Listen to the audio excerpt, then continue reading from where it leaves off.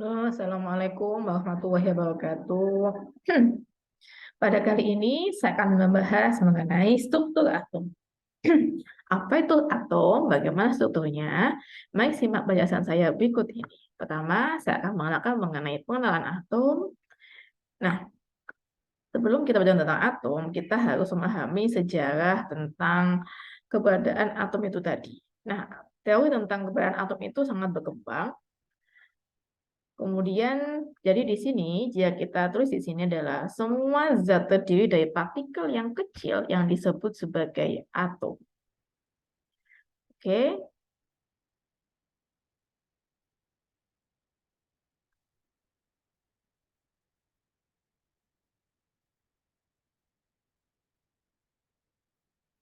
Nah, ini adalah teori dari John Dalton, di mana keberadaan atom sudah ada sejak 200 tahun sebelum Masehi, dan hanya dapat dilihat oleh mikroskop elektron. Nah, ini adalah penampakan dari unsur emas yang dilihat dengan mikroskop elektron.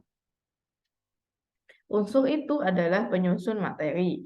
Jadi di dunia ini ada 109 unsur yang berbeda di alam.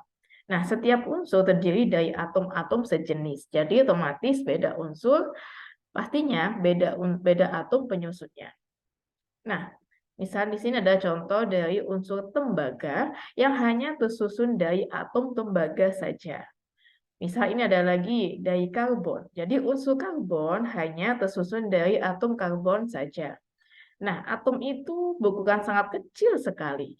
Dia memiliki lembah yang sangat kecil sekali ya. Jadi di sini untuk menyusun sebuah bola dibutuhkan sekitar 3 miliar ukuran atom. Nah, jadi dilihat di sini adalah the amazing atomic atom zoom. Jadi kalau kita perbesar secara diameter, misalkan ini ada intan ya. Jadi dia intan itu terbuat dari karbon dan memiliki elemen yang sama dengan pensil. Jadi pensil itu itu adalah grafit. Grafit pun juga dari karbon. Nah, sekarang kita belajar di manakah letak elektron dan neutron dalam atom.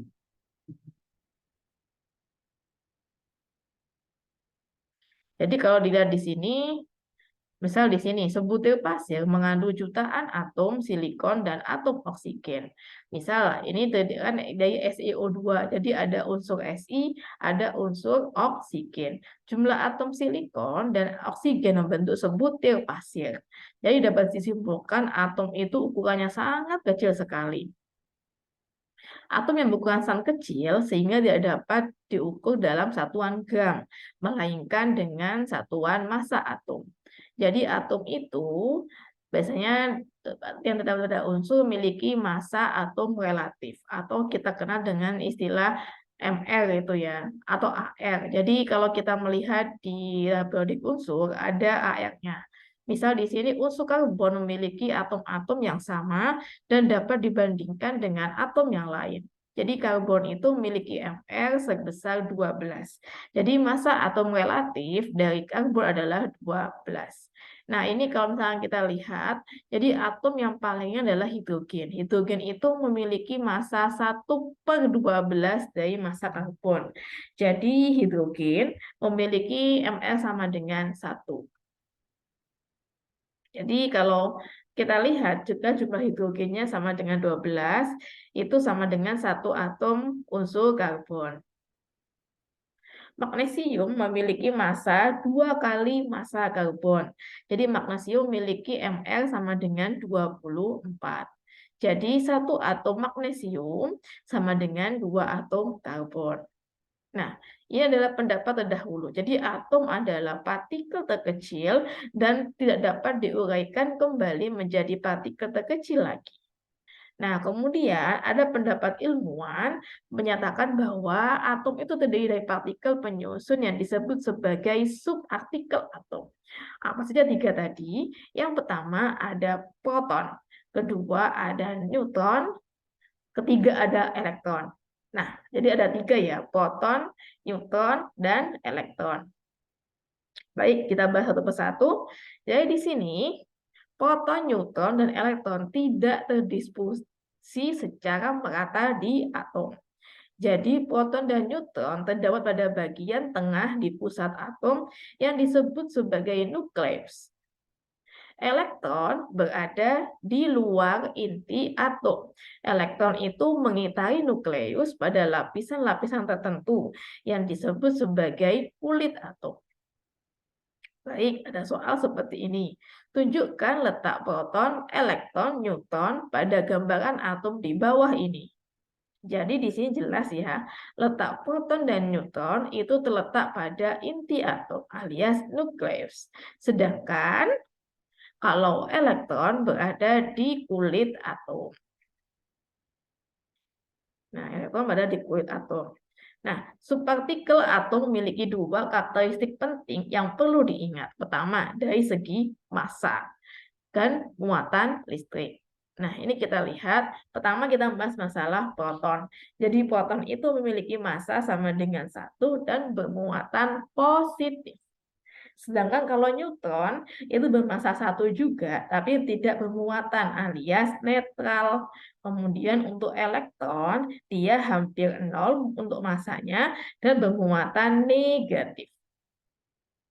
Atom-atom dari suatu unsur memiliki jumlah proton dan neutron yang sama, sehingga menyebabkan tidak bermuatan secara keseluruhan.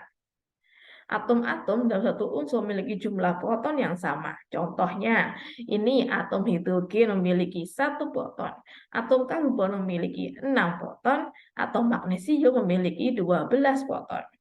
Nah, jumlah proton suatu atom disebut sebagai nomor atom. Nah, ini biasanya terletak di paling bawah ya, atau nomor proton. Biasanya itu paling bawah dengan notasi kecil pada sistem periodik unsur.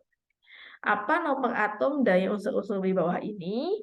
Ingat yang paling bawah ya. Jadi kalau untuk seunsur natrium memiliki nomor atom 11. Untuk besi Fe 26, Sn atau timah 50, fluorin adalah 9. Nah, setiap unsur memiliki jumlah proton yang pasti. Jika jumlah proton berubah, maka atom-atom penyusunnya membentuk unsur lain. Perubahan jumlah partikel pada inti atom, proton dan neutron sangat jarang sekali. Hanya dapat terjadi pada reaksi nuklir. Misal seperti peluru radioaktif, adanya bom nuklir, reaktor nuklir. Tadi elektron tadi memiliki massa hampir 0. Jadi dapat disimpulkan massa dari suatu atom ditentukan oleh jumlah proton dan neutron dalam inti atom. Nah, jumlah proton dan neutron dalam inti atom disebut sebagai nomor massa. Biasanya tulis dalam notasi yang besar di sistem periodik unsur. Misal ini hidrogen memiliki protonnya 1. Jadi untuk neutronnya 0. Nomor massa dari hidrogen adalah 1.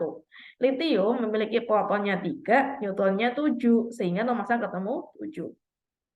Aluminium juga begitu. Jadi nomor massa adalah penjumlahan dari proton dan neutron. Ya. Nah, sekarang soal seperti ini. Berapakah jumlah nomor massa pada unsur-unsur berikut ini? Yang untuk helium berapa? Ada 4. Tembaga berapa? Jadi ini dijumlahkan ya antara jumlah proton dan jumlah neutron. Jumlah neutron sama dengan nomor massa dikurangi jumlah proton atau nomor massa dikurangi dengan nomor atom. Berapa jumlah neutron pada atom-atom unsur bawah ini? Jadi misalkan helium nomor massanya 4, nomor atomnya 2. Jadi jumlah neutron adalah 4 dikurangi 2.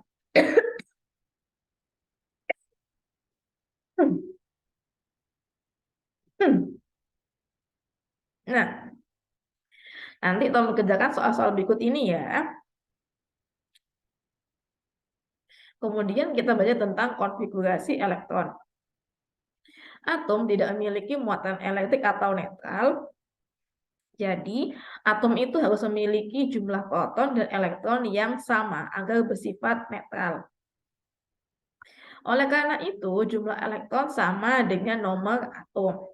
Misal di sini helium protonnya 2, neutronnya 2, maka elektronnya adalah 2 karena jumlah elektron sama dengan jumlah proton alias nomor atomnya. Misal di sini seng protonnya 30, neutronnya 35. Jadi elektronnya adalah 30. Jadi menyesuaikan dengan nomor protonnya. Nomor atom lebih mendefinisikan jumlah proton dibandingkan dengan jumlah elektron karena atom dapat mengalami penambahan atau pengurangan elektron, sedangkan atom tidak dapat berkurang atau bertambah. Baik, lengkapi data-data berikut ini. Silakan dikerjakan ya. Nah, ini sudah ada ya. Jadi elektron sama dengan proton. Nomor atom adalah nomor proton. Nomor massa adalah proton plus neutron. Nah, elektron itu tidak terdistribusi secara merata, melainkan menempati lapisan-lapisan yang disebut sebagai kulit elektron. Nah, susunan elektron pada kulit elektron disebut sebagai konfigurasi elektron. Jadi, adik-adik mungkin ingat kembali ya, pelajaran yang didapatkan di SMA ada istilah konfigurasi elektron. Nah, kulit pertama adalah kulit yang paling dekat dengan inti. Kulit kedua, kulit ketiga. Nah, setiap kulit elektron memiliki daya tampung elektron. Elektron akan menempati kulit pertama yang terdekat dengan inti terlebih dahulu. Jadi di sini untuk kulit ke-1 menampung maksimum 2 elektron.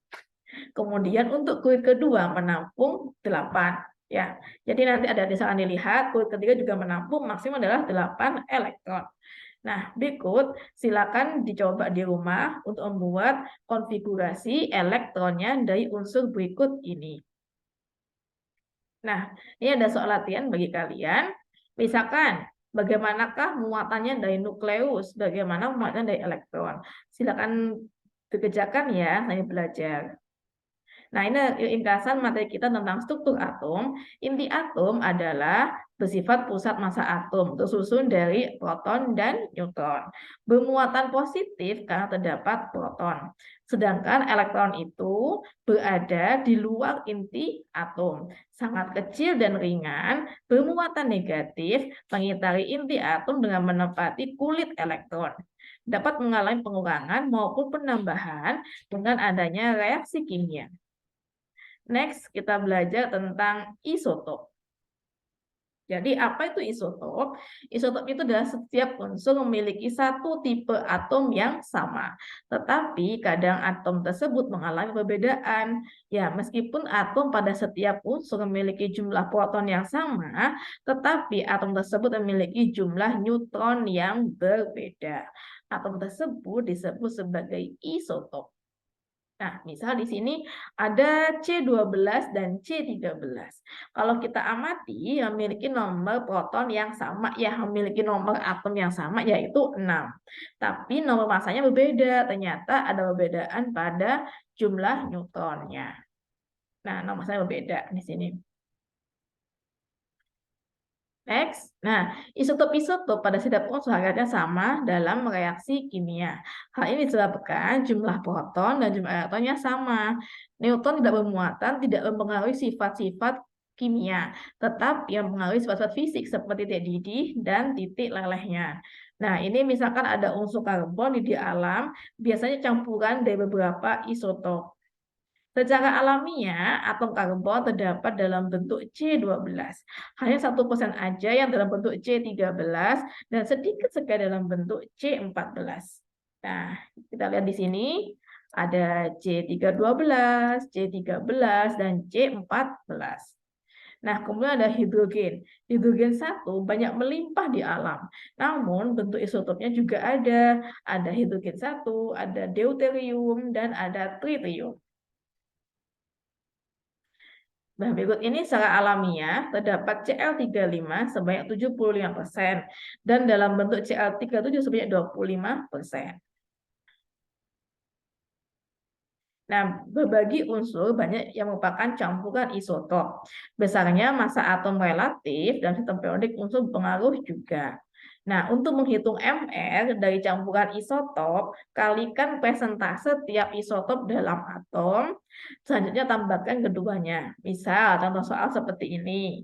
Unsur Cl terdapat di alam dalam dua bentuk isotop, Cl35 75%, Cl37 25%. Nah, kita hitung berapakah nilai MR dari unsur Cl. Jadi 25% dikalikan 35, ya ini ya, ditambah 25% dikalikan 37.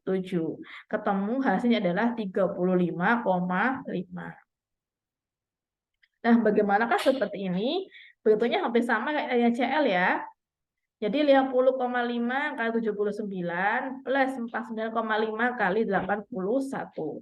Nanti ketemu NLB adalah 80. Oke, ini adalah latihan soalnya. Ini juga nanti kalian menyesuaikan bagaimana untuk soal-soalnya nanti. Ini adalah nanti kalian latihan soal kira-kira untuk proton ini bagaimana muatannya, bagaimana muatannya, dan di mana lokasinya. Oke, sekian pembahasan tentang struktur atom. Sampai jumpa kembali dalam kimia dasar. Assalamualaikum warahmatullahi wabarakatuh.